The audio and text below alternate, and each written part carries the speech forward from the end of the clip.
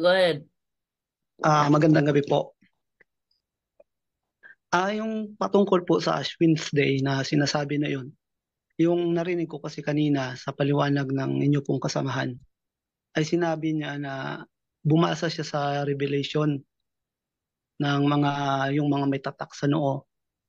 Meron po ba doon na sinabi na na yung, kasi ang sa Katoliko kasi ay ito literal na na abo na nilalagay sa noo. Eh doon naman sa Revelation, hindi naman po yun literal na abo. Wala naman po kasing nakalagay doon eh. Yun lang po. Okay. Brother Aljan. Brother Aljan. Yes po, bro. Ikaw muna maglabas ng talata. Brother Sige, John bro. Ray, pakisagot yung tanong. Sige, sige, wait lang, bro. Sige, sige. Yes, Virgin do. Well, ang sagot ko nga nung una bro, no, kung nakinig ka, sabi ko nga walang direktang talata kasi ang tanong kasi nung binasa ni Virgin do, saan mababasa na maglagay ng abo sa noo. So, ang simbahan nagturo sa amin hindi dahil sa may nabasa o hindi. Pero isa sa mga dahilan kaya may pagtatatak ng krus sa noo kasi mayroon naman talagang pagtatatak ng noo sa mga hinirang ng Diyos. Revelation 1, tatak ng Panginoon yan. Revelations 9:4, may tatak sa noo. Kung hindi yun cross, ano yun kapatid? Matanong lang kita, kung hindi yun cross, ano yun? Yung tatak na yun? Kasi po Brad, ang pagkaalam ko kasi, Wait lang.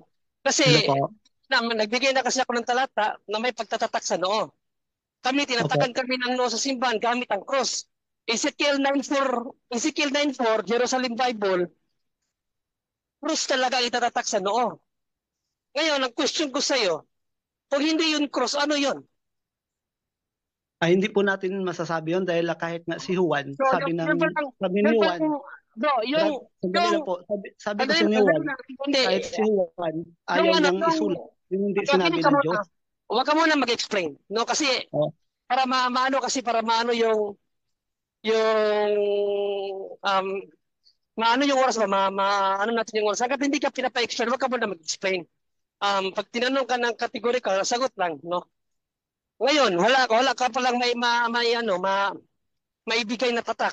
Ma, maibigay sa amin so, na so talata ibig na sabihin, pag wala kang naibigay na tatak, hindi mo rin po pwedeng, Bro, hindi saglit, mo po bro. pwedeng nagawa ng yun, Huwag kang mag-hysterical ng dyan. Huwag kang interpretasyon sa mag-hysterical. sarili. Dahil kayo Bro, naglagay ano? kayo ng tatak, pero hindi naman sinulat. Kung Naglagay kayo ng abo, wala baka namang gusto mo nakasulat. mute, So i-mute mo lalabas, muna yung so dyan. I-mute mo lalabas, yan. I-mute nagdagdag mo yan. kayo. I-mute mo muna yan. Nagdagdag kayo, bawal yun ng Biblia. Revelation chapter I-mute mo 22 na verse dyan. 19. Ba't hindi ko siya ma-mute? Yun. Ano nangyari dito sa akin? Sa ano ko? Si Berjando Bro, siguro ko. bro Sabi Jameson, dito sa ma-mute 22 ka, ng bro. Pag hindi ka Apokalipsis nakinig, bro. 18, Warning ka, bro, ha? sumpain Warning ang po. nagdadagdag. Sabi Gumagamit doon, siya ng Apocalypse Bro, dyan daw, update pa-co-host update niya ako, yan. bro. sino man ang Baka hindi ko siya sabi ma-mute. doon, sino man ang magdagdag, Bro, daragdag ka hindi ng mo salot, naintindihan yung talatang sasalutin yan. ka Mamaya kapag paliwanag nagdagdag ka. namin yan, bro. Kasi walang nakasulat na abo. Okay ka na bro. Tapos ka na magpaliwanag. Okay ka Tanungin na. Ito po kasi, sabi kasi sa Apokalipsis 22:18, kung Mm. magdagdag ka ng hindi nakasulat, Ayun. lalabas, dadagdagan ka rin ang salot ng Diyos. Eh kasi hindi Bakit hindi ko siya nakasulat na ma-mute? Ano na nangyari? abo eh. Okay, Walang sige. literal na nakalagay na abo eh. Okay Eh ka na Hayaan mo lang. dadagdagan nyo. Okay ka na ba Hayaan mo magpaliwanag? lang magpaliwanag. Bakit nyo dadagdagan? Okay. Lalabas, Ako naman, marunong pa kayo sa Diyos. tapos ka na ba magpaliwanag? Kaya nga ayaw ko na Lalabas, mas marunong salita. pa kayo sa Diyos. Kalapastanganan yan. Bro, kikita, bro. Pag hindi ka nakinig, bro. Kung ayaw mong mamute, ako ang mag-mute. Sabi mo kasi kanina, kung walang may babasa na cross, sabi mo sa akin, ano ang nakalagay? Ay, hindi ko alam kasi hindi Bro, sinabi ng JD. Diyos. Ba't hindi ko Eh, siya bawal ma-mute, naman bro? dagdagan ko yun. Bawal naman kasi dagdagan yun. Kapangahasan yun. Tanda. Ang ingay mo eh. Ang ingay mo, sige, mag-ano ka dyan, di minute na kita. Makinig ka sa talata, makinig ka sa paliwanag ko. Kaya nga ayaw ko na ikaw mag-explain kasi walang katuturan yung mga ipagpapaliwanag mo. Ang Revelations 22 o Revelations 1:3, hindi yan tumutukoy sa buong Biblia. Revelation lang yan. Okay? Ginamit ko ang Revelations 9:4 kasi kahit basahin mo pa, ang explanation ng mga, kahit basahin mo pa ang explanation ng mga scholar, ang Revelation 9:4, cross-reference siya sa Ezekiel 9:4. Basahin mo ang komentaris ng mga scholar. Ang Revelation 9:4, cross-reference sa Ezekiel 9:4. Ang hula ni Ezekiel, mayroong pagtatatak sa noo. At ang itatatak cross. No, nakuha mo? Huwag kang magmarunong kasi kita nga wala kang karunungan. Gamit ka ng aklat na ito. Revelation yan. Ang Revelation 9:4 kapatid, kung babasahin mo ang komentaryo ng mga scholars, patuparan yan sa Ezekiel 9:4. Ang Ezekiel 9:4, kung babasahin mo sa Jerusalem Bible, tumutukoy siya sa pagtatatak ng noo sa cross. Kaya nga tinanong kita, kung hindi yan cross, ano yan? Sabi mo, hindi mo alam, kaya tumahimik ka. Wala kang alam. Matalino ka ba sa mga scholars? Hina-high blood mo si Bro John Lee. Hindi ako napapaliwanag sa sarili kong karunungan kasi bawal yan sa Bible. Ano ka ba? Sabi nang munang, makinig ka muna kasi para maunawaan mo, tatanungin kita. Yung Ezekiel 9:4, ang hula ni Ezekiel, may pagtatatak sa noo, cross. Tatanungin kita, nagsisinungaling ba si Ezekiel sa kanyang hula? Kung hindi siya nagsisinungaling, ano ang katuparan nun? Ibigay mo sa akin, wag yung sarili mo karunungan. Ano dyan na, basahin nga natin muli yung Ezekiel 9:4 sa Jerusalem Bible. Bro, GD? Hindi talaga ako makasto mute, bro. At saka wala akong Jerusalem Bible to, bro. Wala yata siya. Nawala ba siya dyan do? May pinuntahan, bro. Saglit lang, ha? Magkano ka nagmamarunong ka, akala mo, galing-galing mo eh. Sabi nang makinig ka muna kasi i-explain natin. I-type mo nga, Brother Aljan, baka makita mo dyan sa internet o Brother Aljan, ang Ezekiel 9:4, Jerusalem Bible. I-type mo. Okay. Ito na, bro John, dina-download ko na po. Ayun, finish na. Sige. Wait lang, ha? Hanapin ko muna. Ezekiel 9:4, Jerusalem Bible. Sige po. Nanap ko muna, ha?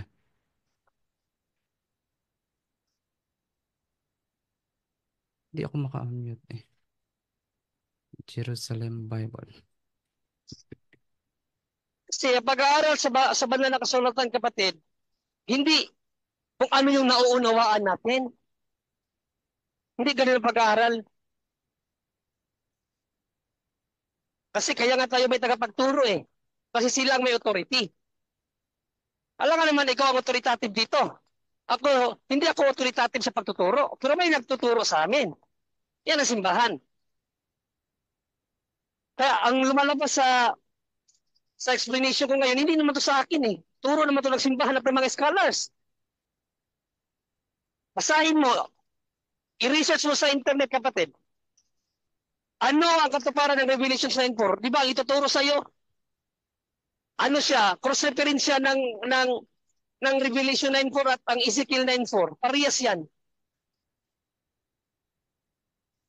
Ezekiel 9:4, bro. Ito na po. O, sa Jerusalem Bible, basahin mo. Apo. Sabi po dito, is ganito po mga kapatid. Makinig ka kapatid, ah. Sabi po dito, is ganito po. And Yahweh said to him, Go although the city and through Jerusalem, and mark a cross on the forehead of all who drive, and lament over all the loathsome. Yeah, maraming salamat pa rin dyan. So, i-unmute ko siya uli. Tanungin ko siya dito. Nagsinungaling ba dyan si Ezekiel, kapatid? Tanungin kita, sana sumagot ka ng maayos, huwag kang mag-hysterical. Kasi hindi tayo nagdidebate, nagtatanong ka lang, huwag mo akong debatehin. Kasi kung didebatihin mo ako, mag-sit tayo ng araw. Bro Angel, pa-unmute bro. Hindi ako maka-unmute sa kanya bro. Hindi rin ako maka-mute. Ako mag-unmute sa kanya. Sana, malinaw yung kapatid ha, Jimuel. Ano pangalan niya? Jimson. Pa-open ang camera, brother Jimson. Nagtanong ka, sinagot kita. Ngayon, nag-object ka, tinanong kita. No, tinanong kita kung hindi cross yung Revelation 9:4, ano yun? Sabi mo, hindi mo alam. Ngayon, sinabihan kita, na kung magbabasa ka ng mga scholar commentaries, ang Revelation 9:4, katuparan siya ng Ezekiel 9:4. Ang sabi ni Ezekiel, mark a cross on their foreheads. Tanungin kita ngayon. I-unmute kita, tanungin kita. Pumaltos ba? Pumaltos ba si Ezekiel sa kanyang hula na tatakan ng cross sa noo ang mga tao ng Diyos? Pumaltos ba? Oo o hindi? I-unmute kita. O sige, unmute. Unmute mo.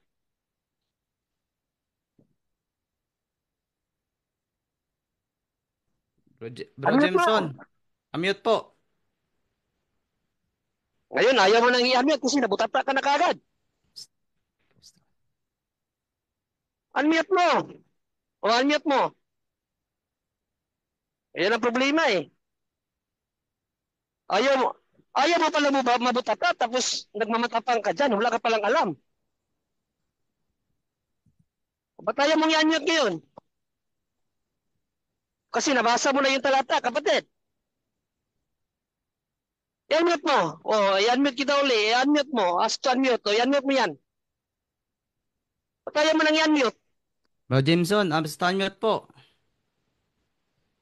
Mahirap sa'yo, kapatid. Pinapatahimik kita kanina kasi nag-i-explain pa ako.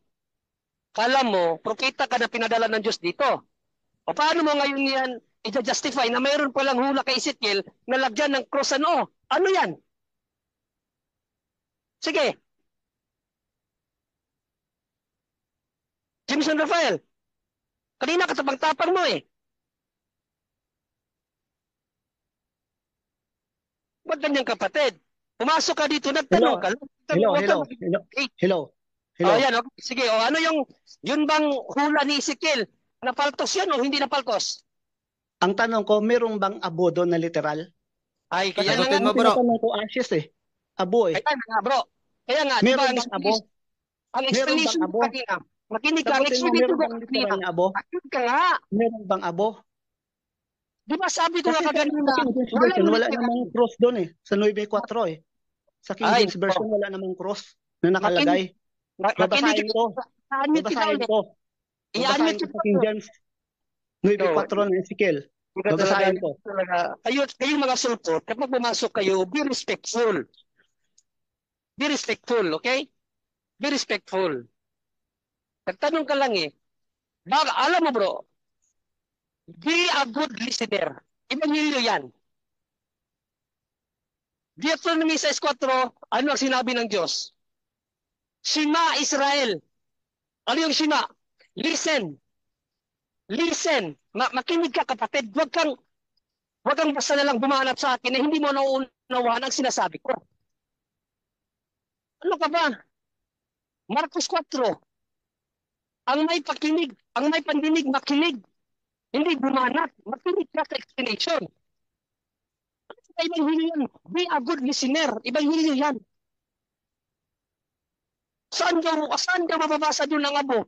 Di ba ang sinabi ko kanina sa sagot ko sa tanong ni Brother Jando, walang specific verse. Nakuha mo? Pero babalik ka rin kita ng tanong. Kung hindi abo ang ikapahid na noo, na cross sa noo, ano? Kung may hulay, lagyan ng cross. O, napapalagay ka ba ng cross sa noo? Hindi, kasi hindi nyo rin aral. Ngayon, kung hindi abo, ano? Ibigay mo sa ating talata, ano? Kung i-reverse ko kita, laglag ka palagi. Kaya makinig ka sa explanation, bakit abo? Basahin mo nga, Brother dyan, ang 11:21 ng Mateo. Mateo 11:21. Anong libro, bro? Kahit ano, basta Tagalog. Sa Biblia na lang, 11:21. ang Biblia o magandang balita Biblia, kahit alin. Sige, sige. Eto. Mateo 11, ano yung 21, bro? Yes, yes. Sabi po dito, kapatid, is ganito po.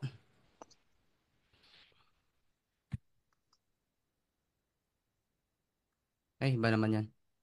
Wait lang. Ayan. 11:21, sabi po dito, kapatid, is ganito po.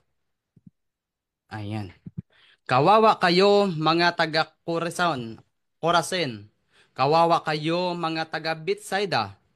sapagkat kung si Tiro at Sidon ginawa ang mga himalang ginawa sa inyo, matagal na sanang nagdamit ng sako at naupo sa abo ang mga taga roon bilang tanda ng kanilang pagsisisi. Maraming salamat Brother Aljan. Pagalinaw sa lata, ang abo, tanda ng pagsisisi. Ang simbahan, tinuturuan kami magsisi gamit ang abo. Ang abo, tanda lang yan ng pagsisisi, kapatid. Sa Old Testament, ang mga tao, kapag nagsisi sila, naglalagay sila ng abo sa ulo. Pagamitan ng abo para sa pagsisisi mo. Tanda ng iyong pagsisisi. Nakuha mo? Bro Junri, narinig mo, wala daw abong nakalagay. Wala daw abo. Ang daming abo ang dami mo nang binigay na ang dami mo nang abong binigay na talata aboy. At sa kapatid, ano pa ang ginagamit noong unang panahon? Sako. Ganyan, magpakita ng pagsisisi, may kagamitan. Kayo, puro bumanga, nagsisisi na ako, wala kayong pinapakita. Yung di mo nakuha yung point? Bakit abo ang ginagamit sa simbahan? Kami biblical, may abo ang Biblia kamo. Bakit abo ang itinuro ng simbahan? Dahil tanda yan ang pagsisisi, biblically speaking. Ngayon, pwede mo bang i-connect yung pagpapahid ng abo sa noo? Pwede kasi yun ang hulay. Lagyan, tatakan ng noo. Tatakan ng krus sa noo. O yan ang turo ng simbahan eh. O ikaw, i-justify mo. Sa inyo ba ang abo? Tanda ng pagsisisi. Ngayon, gumagamit ba kayo ng abo? Tanda ng inyong pagsisisi. Kasagutin kita. Kasagutin kita. O, i-unmute mo. Gumagamit ba kayo ng abo?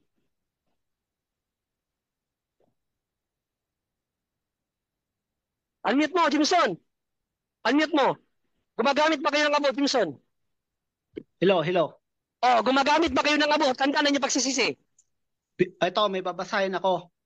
Sabi dito, Sagutin muna ako bago ka magbasa. Gumagamit ba yung simbahan nyo ng abo? Tanda ng pagsisisi. bakit naman gagamitin yun? Wala naman nakasulat na ilagay sa noo. Ang nakasulat sa Biblia, babasahin ko. Babasahin ko. Saan nilalagay? Bro, saan nilalagay? Sa Old Testament, saan nilalagay ang abo sa mga nagsisi? Saan nilagay? Babasahin ko dito. Bible. Babasahin ko. Nababasa ka sa Bible. Saan inilalagay ang abo sa mga nagsisi sa Old Testament? O ito, babasa ako. Pwede? Sagutin mo muna bago ka magbasa.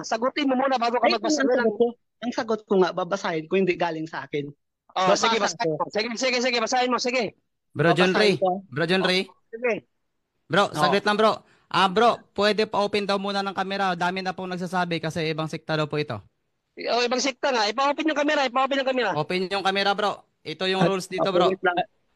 At pakisabi kung talagang proud ka sa sekta mo, bro, sabihin mo Oo. kung anong sekta ka. Dapat Buksan ang maging camera mo, proud bro. ka. Anong sekta ka, bro? Brother.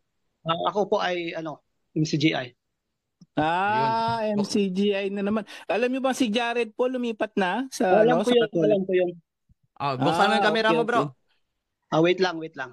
Para mas po Ayun. kasi ito po yung request at proud po kayo na tama po yung pinagmamalaki nyo. Si At El buksan niyo Soriano, po yung camera nyo. founder. Wait lang. Okay. Wait lang. Ayan si Bro Jared. Bro Judri, sila ngayon mag-usap si Jared. Okay, ipaano si Jared. I-unmute mo brother, si Jared. Sige. Ito maganda to. Mag-usap sila, mukhang na-alarma na tong mga MCGI. Jared. Ate na bro, dyan pakuhos nga po si Brother Jared. Asan ba si Bro Jando? Biglang nawala. Di ako co-host kasi. Hindi, pwede ko namang i-unmute si di ba ako? Bro Jared, admit. Hello. Ayan na, si Jared yata. Ay, dali. Dali po Hello. Bro Jimson, sandali Sandali lang bro. Wala kong kita ang Jared dito. Kanina, pumasok siya. Nawala yata bro. Wala Sige na, Brother John Ray, okay na po. Brother MCGI, sige po. Ganito na lang, no? Para mas pagka nagtanong po kayo, brother, ganito para mas maliwanag. Pag nagtanong kayo, sasagutin ni Bro John Ray. Ngayon, kapag hindi po kayo, kasi mahihirapan tayong mauubusan ng oras dito. Pag hindi kayo Sang-ayon? sang-ayon sa sagot, mag-set na lang po kayo ng talakayan. Kasi ang mangyayari diyan, hahaba ng hahaba yan eh. Kasi tanungan portion po ito, Brother Jameson. Ang Sige, sige mangyayari, po. mauubos po yung oras, kapatid, no? With Sige po, respect sige to po. the tanungan lang to, kailangan Oh, ka sige, ba? sige. Nagtanong ka lang, sumagot siya, pakinggan niya lang. Ngayon, kapag may ayaw po, hindi po kayo sang-ayon, ayan, Jared, enter room, bro. So, pagka hindi kayo sang-ayon, hindi niyo po pwedeng i-ano rito dahil magiging talakayan siya, ubos ang oras, kapatid, naintindihan niyo? Yes po. Opo, so ganito po yung mangyayari. Gusto niyo po ba kahit man lang tungkol diyan, o ano po ba yung ano niyo para at least maibigay niyo yung side niyo? Gusto niyo mag-schedule para Yung sa akin lang talakayan? kasi. Hello po. Hello.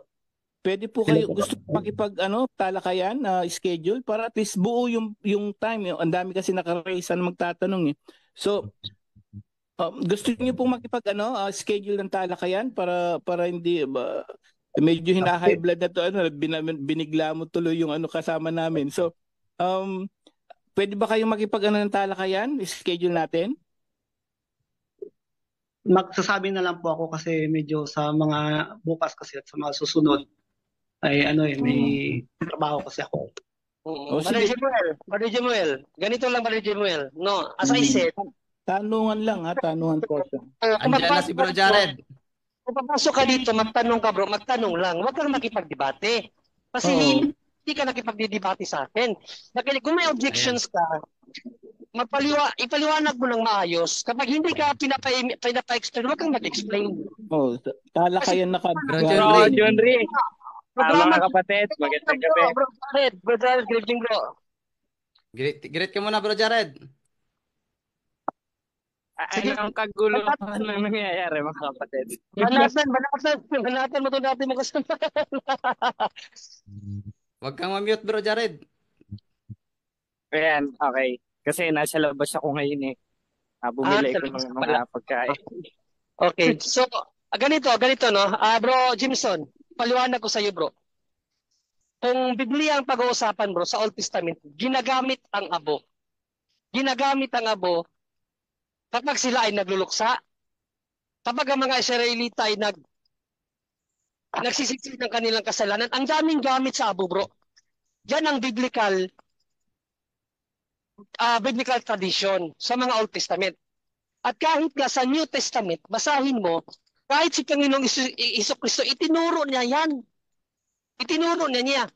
Nung nag-preach si Panginoong Iso-Kristo sa Chorazin, sa Bethsaida, at sa tatlong lugar yun sa Jerusalem, nag-preach siya, Chorazin, Bethsaida, at Capernaum, no? Na hindi nakinig sa kanya. Ano sinabi ni Panginoong Iso-Kristo? Kawawa kayo mga taga-Chorazin, taga-Bethsaida. Dahil kung ang mga himala na ginawa ko dito, doon ko ginawa sa Tyre at Sidon. Alam mo yung Tyre at Sidon, anong lugar yon? Sa Middle East yun, Lebanon. Pinarusahan ng Diyos yan dati kasi puro din yan kahalayan dyan.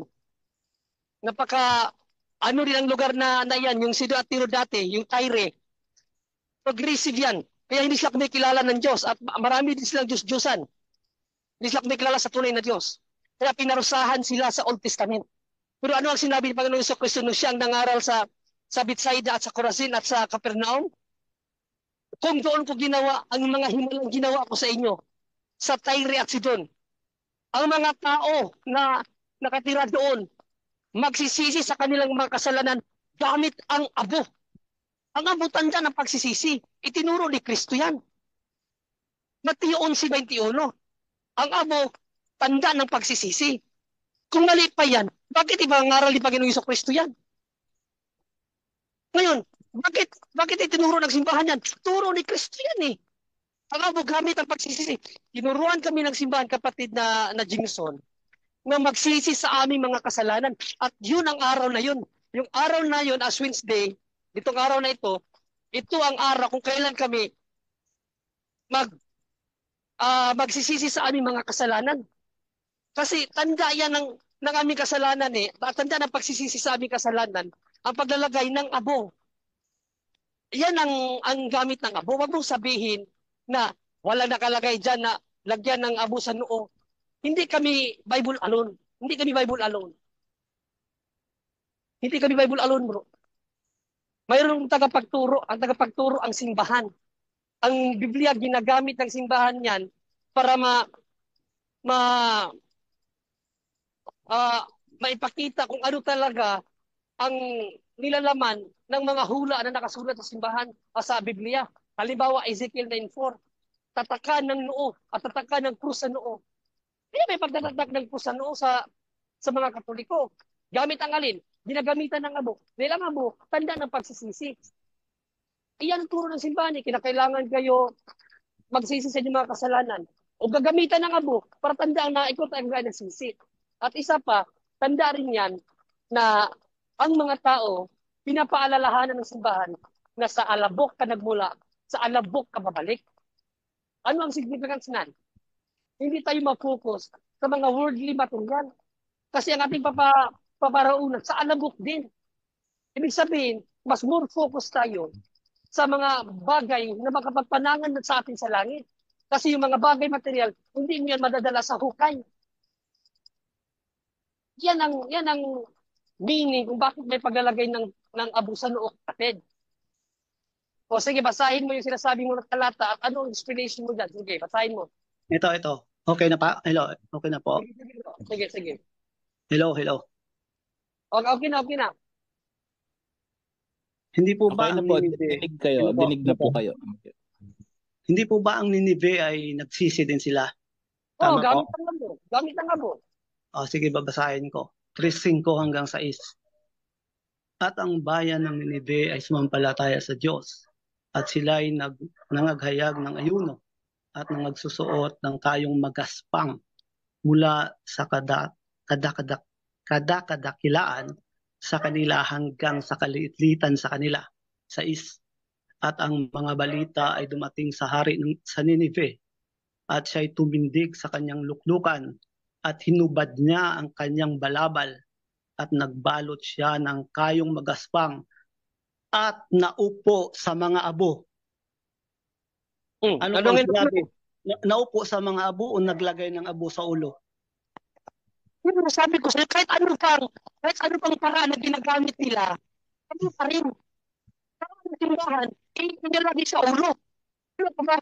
Kasi ang mga alituntunin noong unang panahon, tinanggal na alituntunin nila yun eh. Upuan ang abo eh. Alituntunin nila yan. So kinakailangan ba bang sundin ang mga alituntunin noong unang panahon? Basahin natin Brother Aljan, 2:14 ng Colosas. Ano yun bro? Kolosas ano bro? 2:14. 2:14 ng Kolosas. Sabi po dito kapatid is ganito po. Ang Biblia version. Basahin mo sa ang Biblia. Ang Biblia version. Sabi po dito. Ang Biblia. Ito. Ano ngayon? 2:14 no? Sabi po dito is ganito po.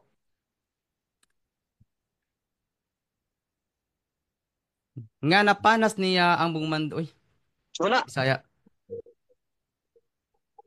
Ang dating Biblia na lang siguro. Bisaya to sa akin eh.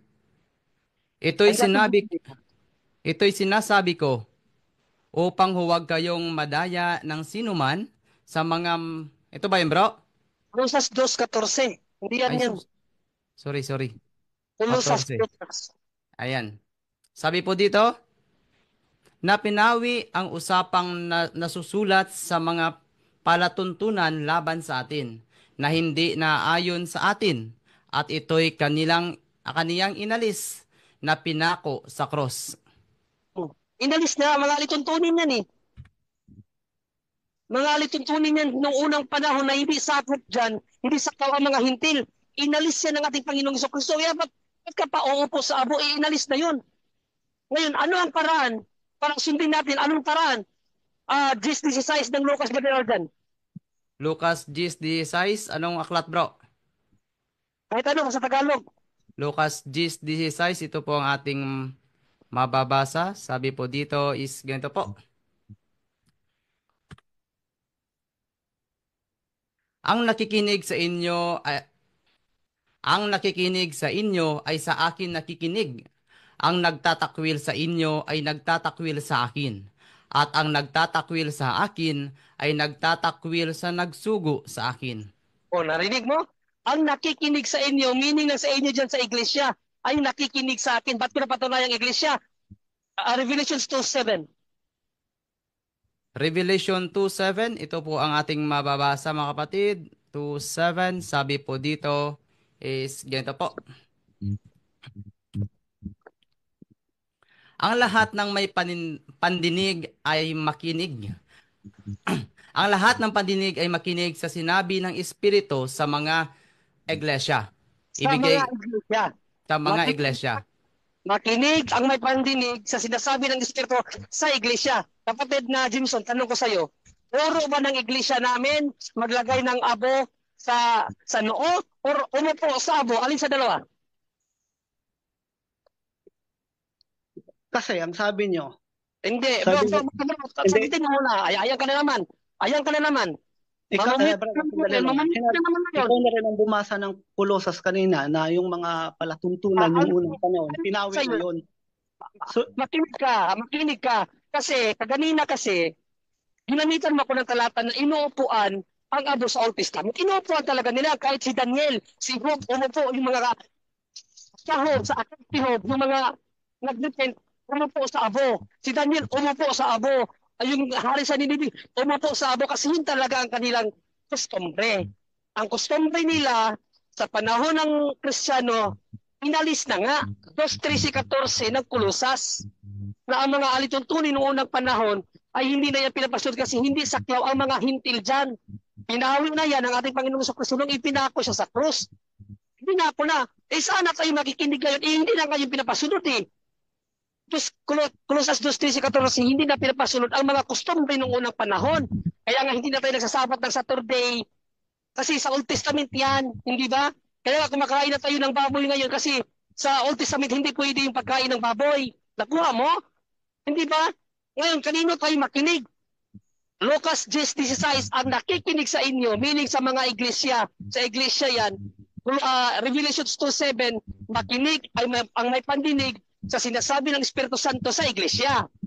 Ngayon, ang question ko sa iyo, ano ang turo ng Iglesia Katolika?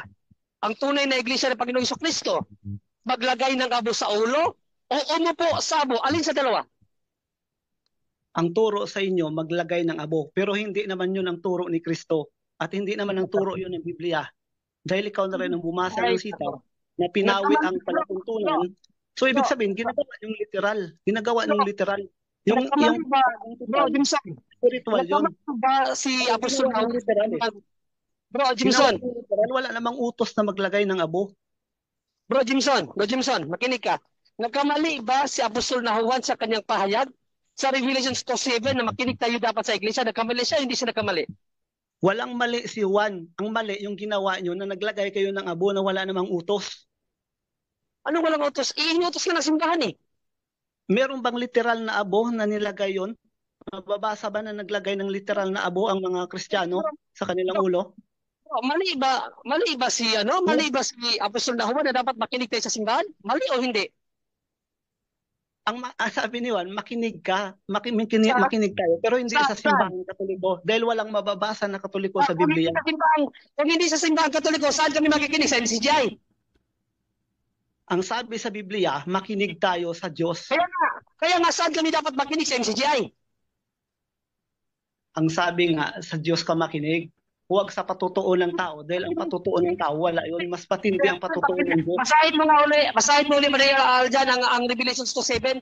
Ano sa Wala Diyos ko? namang nakalagay ng Katoliko dyan sa 2:7 eh. Katoliko ba yung tinutukoy Ano, dyan? sabi mo, walang Katoliko. Ang tanong ko nga sa iyo, saan nga kami makikinig? Kung hindi sa Katoliko, sa MCGI ba kami makikinig? Ano ka ba?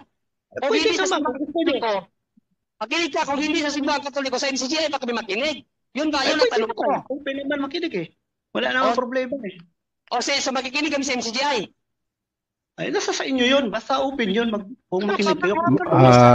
Bro, Walang mababasa. bro, Jimson.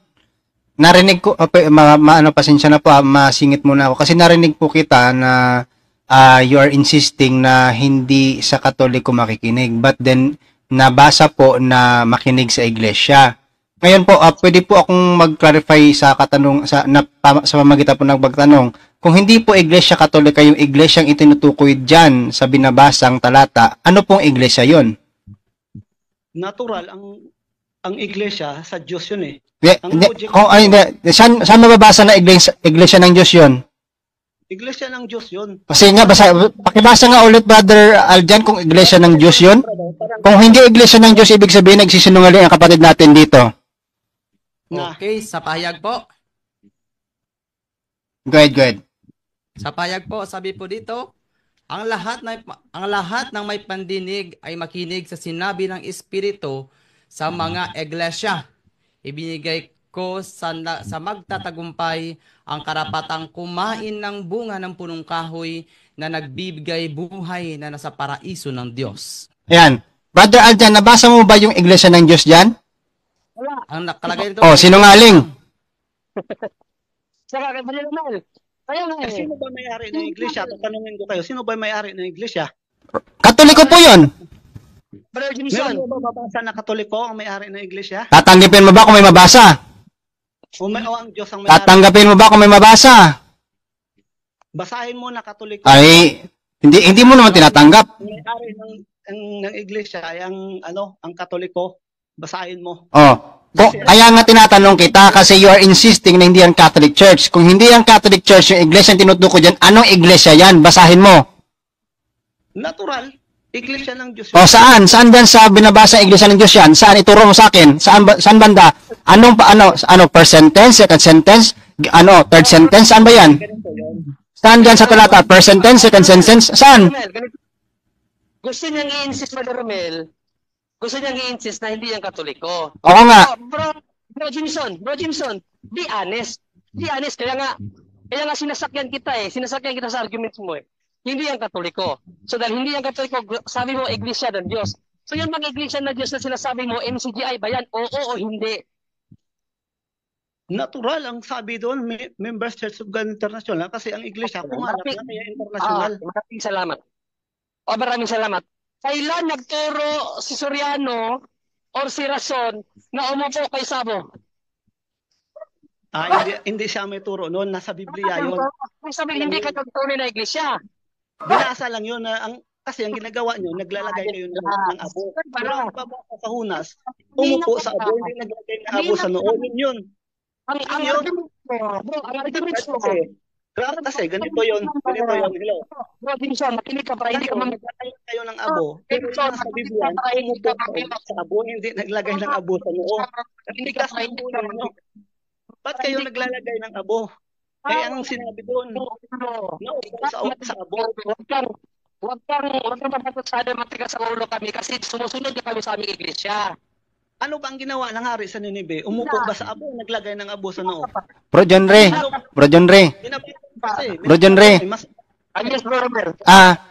Si Brother Jameson kasi ini-insist niya daw na hindi daw itinuro na maglagay ng abo sa noo. Brother Jameson, masama po ba yung maglagay ng abo sa noo? Yes or no?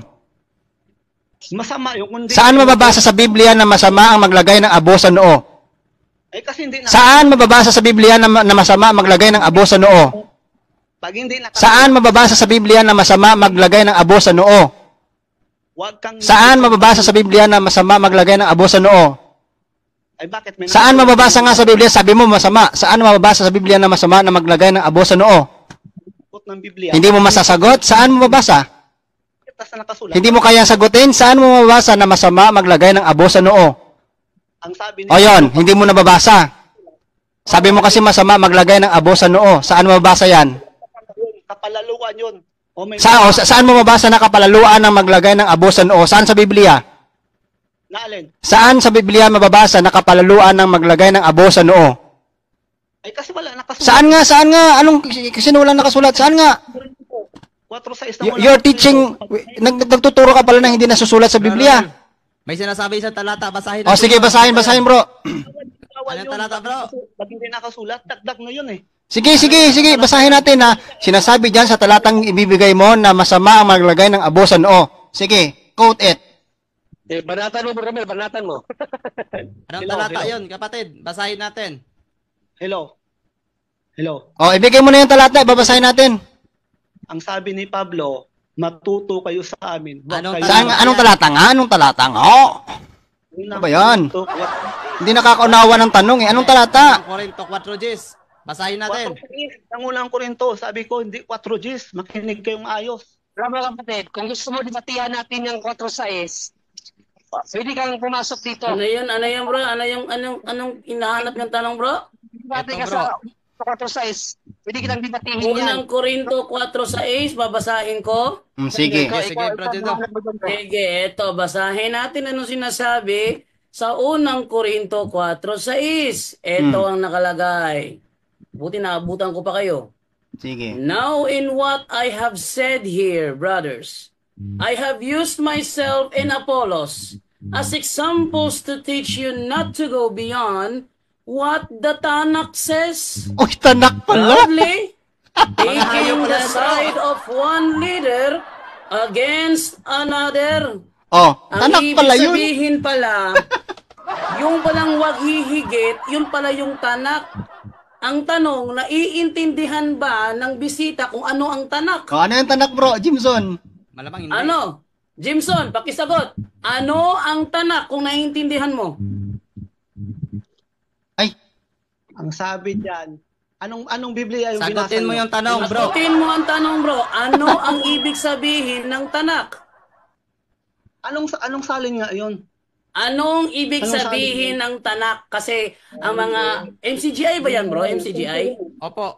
MCGI.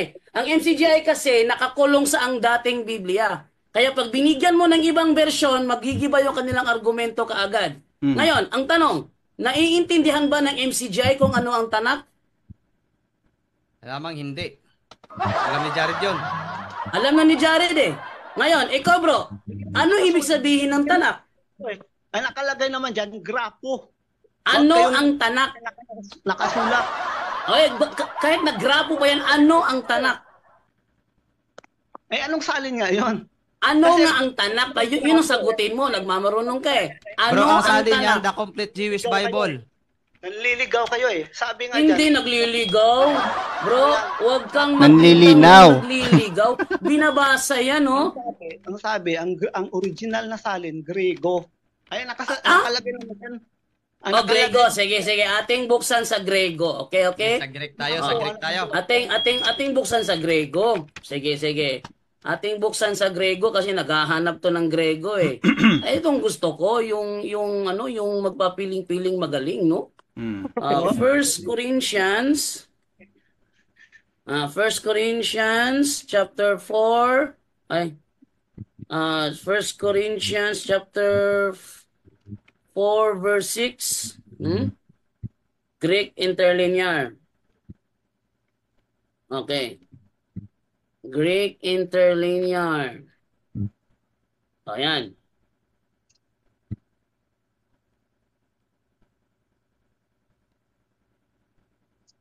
Ito. Gegraptai. Yan. Gegraptai. Ano yung gegraptai?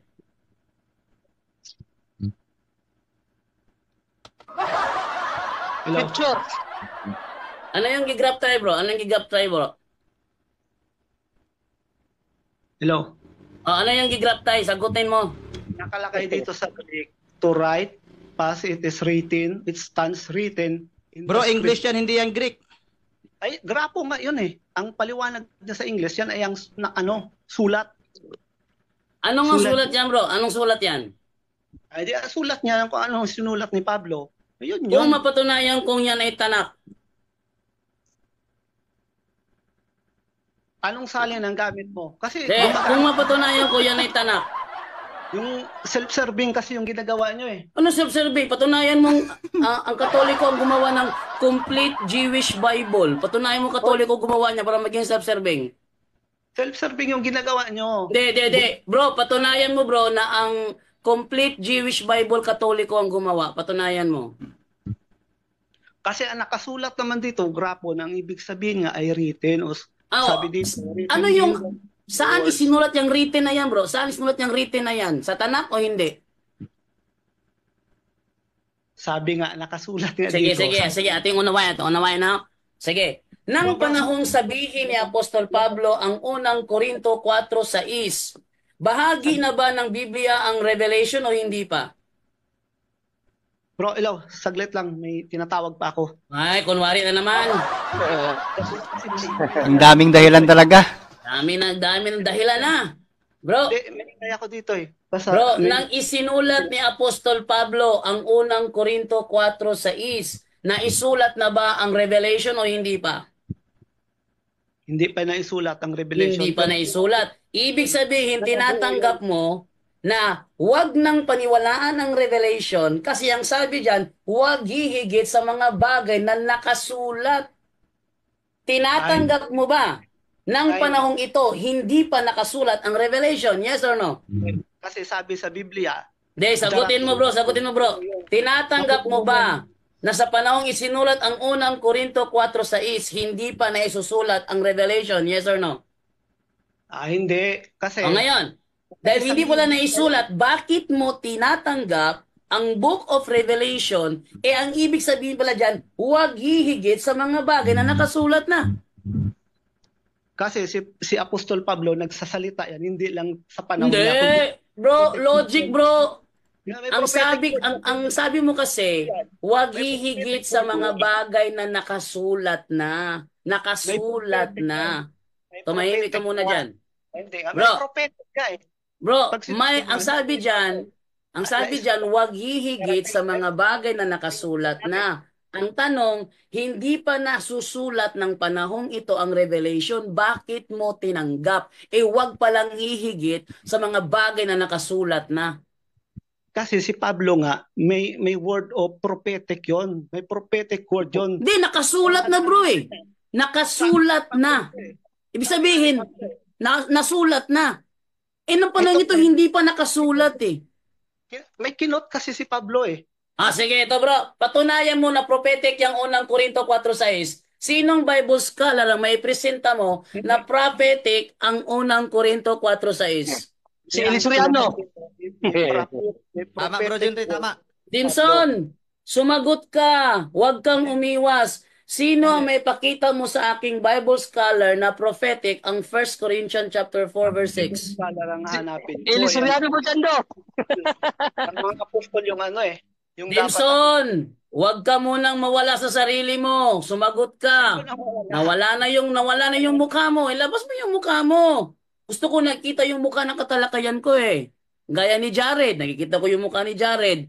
Ilabas mo yung mukha mo para makita natin na talagang ikaw ay sincere nakipagtalakayan dito. Bigyan mo ako. Meron ka bang may bibigay sa aking Bible scholar para paniwalaan kita na ang 1 Corinthians chapter 4 verse 6 ay isang prophetic? Wait lang bro. Wait lang. Wait lang. Mag-research yun bro. Gustong-gusto ko yung dating daan na kakalaban ko eh. Alam nyo kung bakit? Sabi ni Alfie Angeles, feeling nila ang gagaling nila pero ginagarintihan ko sa inyo. Walang alam ang mga yan. Kita mo si bro Jared bro, umamin. Oh. Mabuti pa si Jared, inaamin ni Jared eh. Ito, matigas to eh. Ano, Jimson? Ako may nabasa ko dito, tanak yan. Tanak. Wait lang. Wait lang, bata, wait lang. Yung camera bro, camera. Bigyan mo na nga 20 minutes. Pagbibigyan ko to kasi naabutan ko kayo. Ang ingay-ingay doon sa labas, oh. Yan pa naman yung gamot mo bro. Oh, nabuhay na yung dugo ni Jando. Basta ang dating daan ng kalaban, ginaganahan ako eh. Jando, ganito kasi, no? Kasi pilit niyang minamali ang turo natin about sa pagpapahid ng abo. So, in-explain natin ng maigi.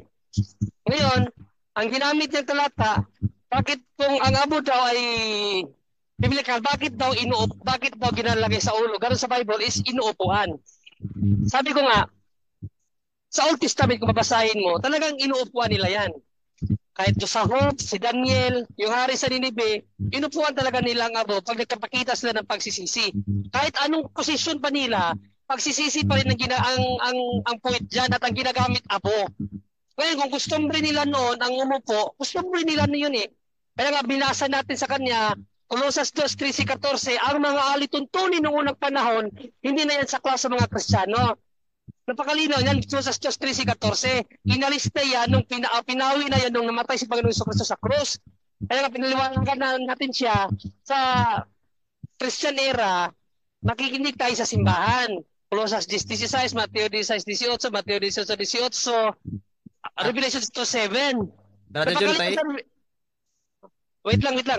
Sige. Napakalinaw, Revelation 2:7, makinig sa iglesia. Sa ngayon siya na makinig sa iglesia. O tinanong ko siya, ano ang turo ng iglesia sa regarding sa paglalagay ng abo? Ipapahid sa ulo o upuan ng abo? Sabi niya, ipapahid sa ulo. Pero mali ang iglesia niyo kasi wala daw nabasa sa Bible. Ayun ang turo ng simbahan eh. Kaya umabot siya sa unang Korinto 4:6 na huwag hihigit sa mga bagay na nasusulat. Ayan, maling unawa yan.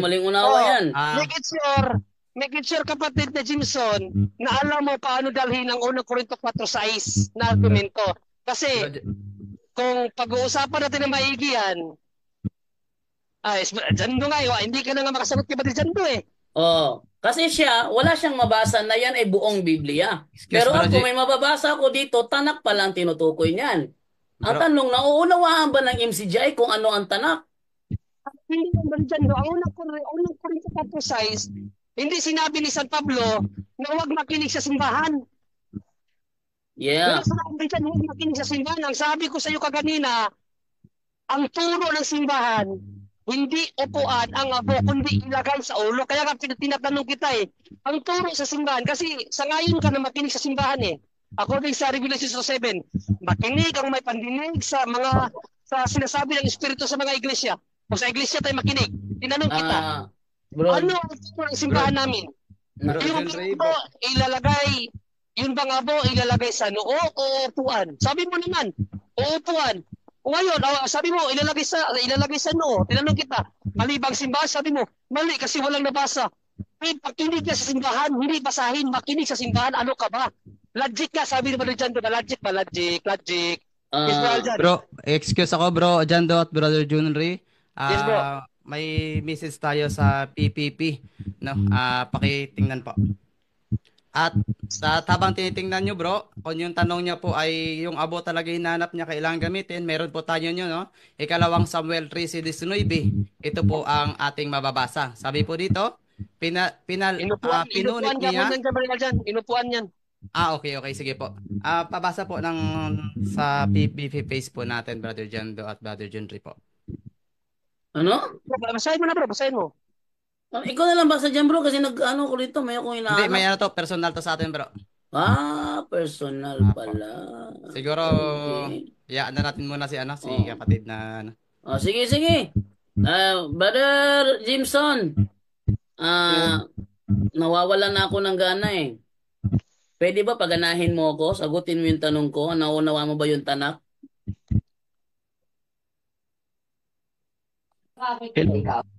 Hello. Ano nga bro, kung naunawa mo ba yung tanak bro? Ako, ngayon ko lang yan narinig yung tanak. Pero kasi, sa Grego kasi, kung mababasa mo yan, ito bro. Kukuha ko ng Bible scholar bro, ha?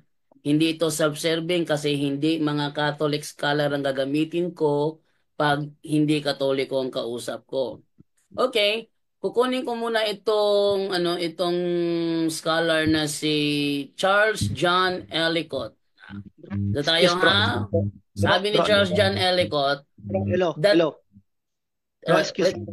Bro, hello. Ano na naman? Excuse lang bro, ay tinatawag na kasi ako doon sa baba. Ay. Kasi maingay ako dito. Umaya na. Huwag ka kasing sumigaw Maya na, dito tayo ha.